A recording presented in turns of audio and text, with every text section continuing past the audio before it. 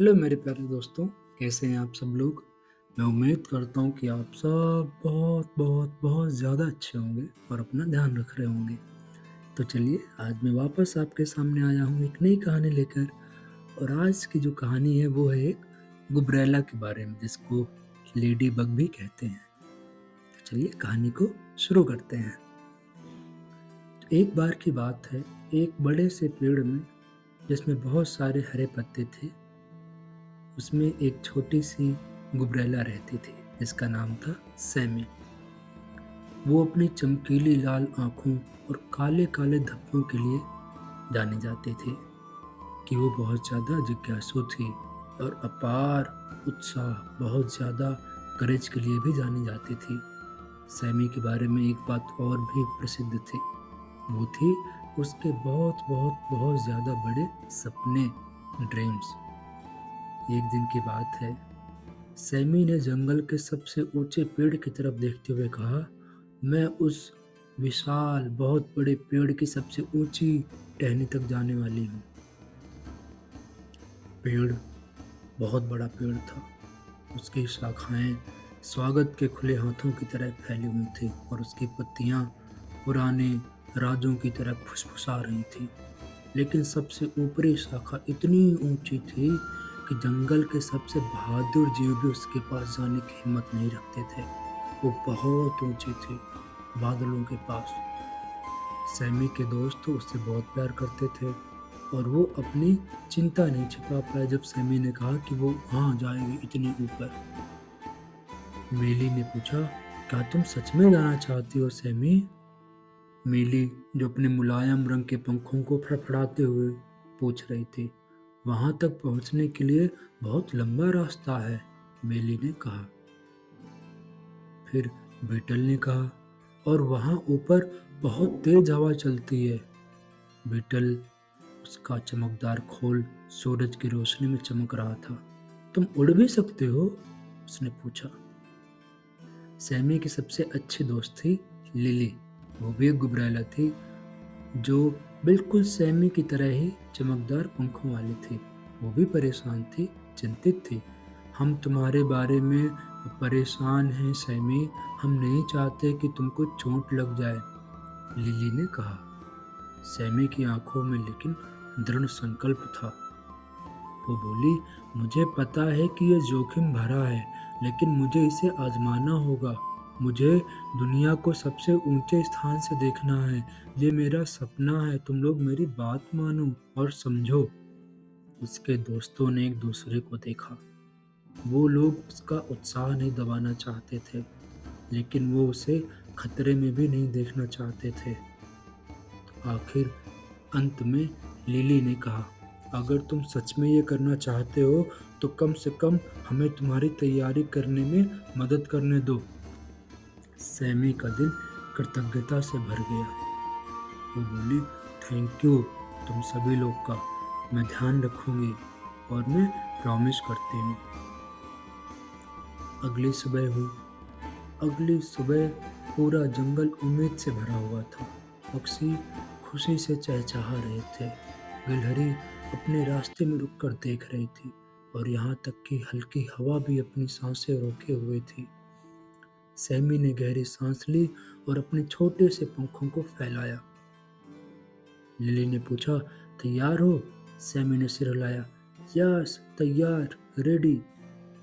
पंखों की हलचल के साथ और साहस का एक छोटा सा धमाका, सैमी ने अपनी चढ़ाई की शुरुआत की। वो निचली शाखाओं से गुजरती हुई, जहाँ पर सूरज की गर्मी एक आरामदायक कंबल की तरह महसूस हो रही थी, ऊपर की तरफ बढ़ी। पत्तियां ससराती हुई फुसफुसाईं, जाओ सैमी जाओ, गो सैमी गो। लेकिन जैसे ही वो ऊपर चढ़ने लगी, हवा ठंडी होने लगी और शाखाएं तेजी से हिलने लगी। सैमी को स्थिर रखने के लिए अपने पंखों को तेजी से फड़फड़ाना पड़ा। उसने खुद से कहा, मैं ये कर सकती हूँ, मैं ये कर सकती हूँ। वो एक स्पैरो के परिवार के पास से गुजरा, जो हैरान होकर चहचहाए। सावधान रहना छोटी, उन्होंने चेतावनी दी। थैंक यू, मैं सावधान रहूंगी, सैमी ने जवाब दिया। उसका दिल धड़क रहा था बहुत ज़ोर से। वो ऊपर-ऊपर चढ़ती गई। हवा उसके छोटे शरीर को खींच रही थी नीचे की तरफ। अब नीचे की दुनिया बहुत छोटी लगने लगी थी। ज़मीन हरे और भूरे रंगों का पैचवर्क जैसे दिख रही थी। उसने नीचे देखा और डर का एक हल्का झिलमिलाहट महसूस किया। ये कितना दूर है, मैं कितना ऊपर आ गई हूँ। लेकिन फिर उसने अपने दोस्तों के बारे में सोचा। उनके चेहरों पर प्यार और चिंता की छाप थी। उसने अपनी कसम याद की और उसने पूरे विश्वास के साथ वापस शुरू किया। थोड़ा और ऊपर, सैमी ने खुद से कहा। एक तेज हवा अचानक से आई और सैमी को पीछे की ओर ढकेल दिया। उसने अपनी सांस रोक ली। अपने पंखों को अजीब तरह से फड़फड़ाने लगी और और फड़फड़ाते हुए पंखों से उसने खुद को नियंत्रण में किया, कंट्रोल में लाई अपने आप को। एक पल के लिए उसे डर ने घेर लिया। क्या वो गिरने वाली थी?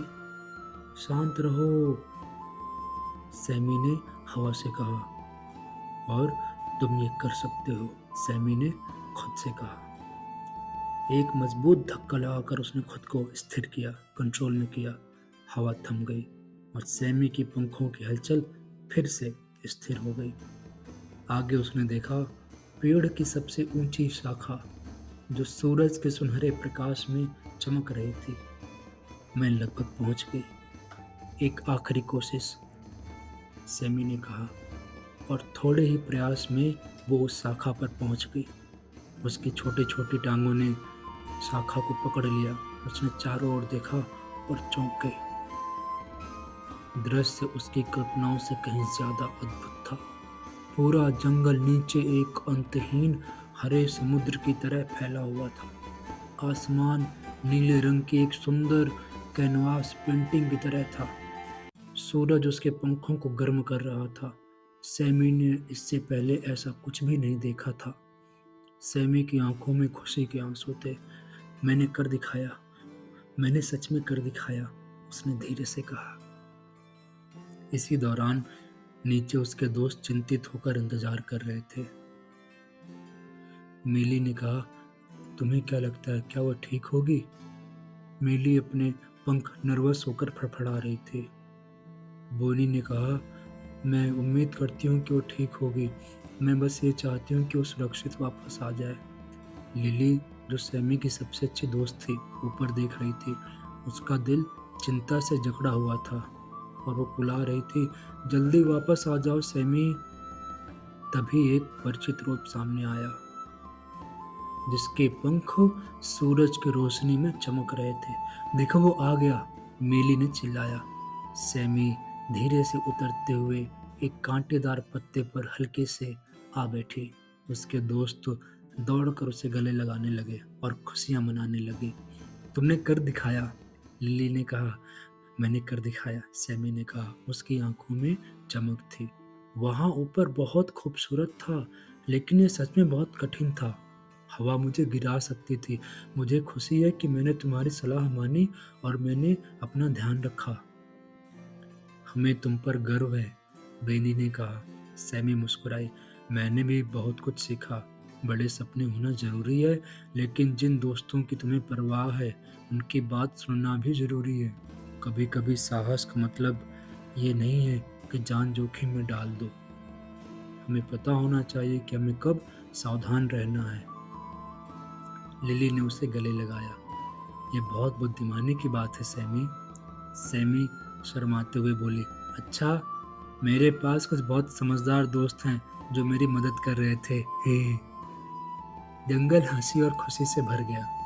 सब दोस्त एक साथ जश्न मना रहे थे। सैमी का दिल भर आया। उसने अपना सपना पूरा किया और एक कीमती पाठ सीखा। और सबसे महत्वपूर्ण बात, उससे ये एहसास हुआ कि वो कभी अकेले नहीं है। उसके दोस्त हरदम उसके साथ है। और उसे समझ में आया कि सबसे अच्छी बात यही है। तो दोस्तों, ये कहानी खत्म हो गई।